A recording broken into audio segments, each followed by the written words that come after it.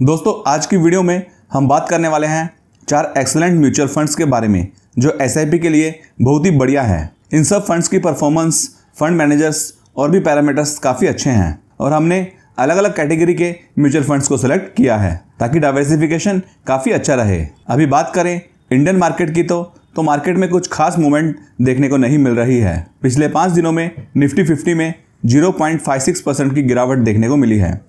उसके अलावा Nifty consumer durables, Nifty microcap 250, Nifty IPO index, Nifty media और Nifty India defence index में 2% से ज़्यादा गिरावट देखने को मिली है पिछले एक हफ्ते में। उसके साथ में निफ्टी आईटी और निफ्टी इंडिया डिजिटल इंडेक्स में हमें काफ़ी बढ़िया तेज़ी देखने को मिली है।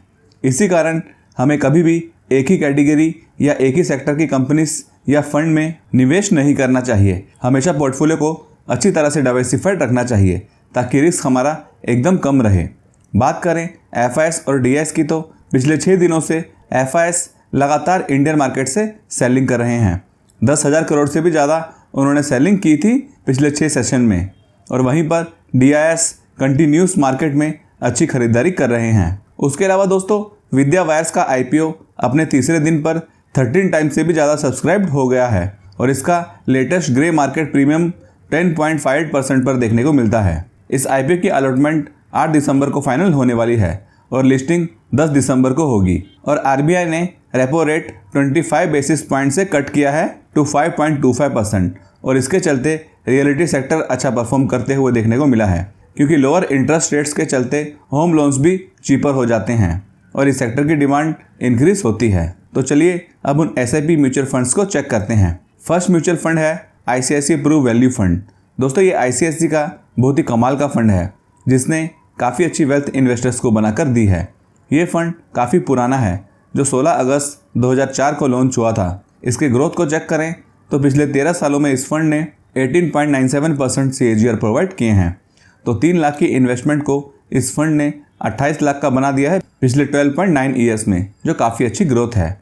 5 सालों में 24.51%, 3 सालों में 21.46% और 1 साल में 10%। अभी दोस्तों जो Motilal Oswal Nifty microcap 250 index fund है उसमें लास्ट 1 साल में 13% की गिरावट देखने को मिली है और स्मॉल कैप 250 इंडेक्स में 8% की ही करेक्शन हुई थी। बात करें मिड कैप की तो मिड कैप 150 इंडेक्स में 1 साल में 2.51% की तेज़ी हुई है, जबकि आईसीआईसीआई प्रो वैल्यू फंड में हमें 10% की ग्रोथ देखने को मिली है। अभी बहुत से लोग मिड कैप और स्मॉल कैप की तेज़ी को देखकर उनमें निवेश तो कर देते हैं लेकिन गिरावट को देखना भूल जाते हैं। जब इस तरह से गिरावट होती है तब लोगों को इस तरह के फंड्स अच्छे लगते हैं। इसी कारण हर एक कैटेगरी के फंड्स के ऊपर ध्यान देना चाहिए। उसके अलावा बात करें इसके एसेट एलोकेशन की तो इसका इक्विटी में 92.87% का एलोकेशन है, कैश में 4.95% और अदर एसेट में इनका थोड़ा बहुत एलोकेशन है। बात करें कंपनीज की तो लार्ज कैप में इस फंड का काफ़ी हैवी वेटेज है जो 82.72% का है, फिर मिड कैप में 6.87% और स्मॉल कैप में 3.74%। तो इसका लार्ज कैप में ज़्यादा वेटेज है, इसके चलते इसमें करेक्शन भी कम देखने को मिली है। दोस्तों फंड साइज़ इसका काफ़ी अच्छा है, 57,934 करोड़ का है, तो काफ़ी बड़ा अमाउंट इसमें लगा हुआ है जिससे पता लगता है कि इस पर पब्लिक का ट्रस्ट काफ़ी अच्छा है। इस फंड में 75 कंपनीज हैं और एसआईपी करने के लिए इस फंड में कम से कम 100 रुपीज़ से स्टार्ट कर सकते हैं। इसका अल्फ़ा 7.02 का है जो काफ़ी पॉजिटिव है। इस फंड ने अपने बेंचमार्क को 7.02% से आउट परफॉर्म किया है और बीटा 0.78 का है, यह भी ठीक है और एक्सपेंस रेशियो इसका 0.96% का है। उसके अलावा इस फंड को इसके कैटेगरी एवरेज से कंपेयर करें तो 10 सालों में ये फंड अपनी कैटेगरी में 6 पर रहा है, 5 सालों में 2nd रैंक और 3 सालों में 8th रैंक है जो काफ़ी अच्छा है। बात करें इस फंड के मैनेजर्स की तो इसको मैनेज करते हैं 3 लोग, मिस्टर संकरण नरेन जी, धर्मेश कक्कड़ और मासूमी जुर्मरवाला। दोस्तों मिस्टर संकरण नरेन जी को मोर देन 20 ईयर्स का एक्सपीरियंस है इस इंडस्ट्री में, जो काफ़ी अच्छी बात है। फिर सेकंड फंड है HDFC स्मॉल कैप फंड। ये बहुत ही अच्छा फंड है जो 3 अप्रैल 2008 को लॉन्च हुआ था।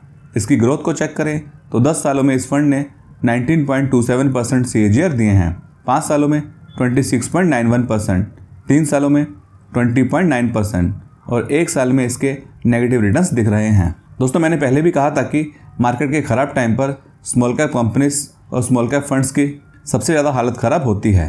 तो इस फंड ने दोस्तों 3 लाख की इन्वेस्टमेंट को 10 सालों में 18 लाख तक किया है, जो कि अच्छी बात है। बात करें इसके एलोकेशन की तो इक्विटी में इसका 90.37% एलोकेशन है और कैश में 9.63% और लार्ज कैप में इसका 5.19% एलोकेशन है, मिड कैप में 7.96% और स्मॉल कैप में 77.24%। तो ऐसा नहीं कि ये स्मॉल कैप फंड है तो इसमें सारा वेटेज स्मॉल कैप कंपनीज में ही होगा। लार्ज कैप और मिड कैप में भी कुछ वेटेज स्मॉल कैप फंड्स का देखने को मिलता है, इसीलिए इस तरह के फंड्स स्मॉल कैप स्टॉक्स से काफ़ी कम गिरते हैं। उसके अलावा इसका फंड साइज भी काफ़ी बढ़िया है, जो 38,412 करोड़ का है। कंपनीज इसमें 82 है और मिनिमम SIP इस फंड में 100 रुपीज़ से कर सकते हैं और एक्सपेंस रेशियो इसका 0.67% का है।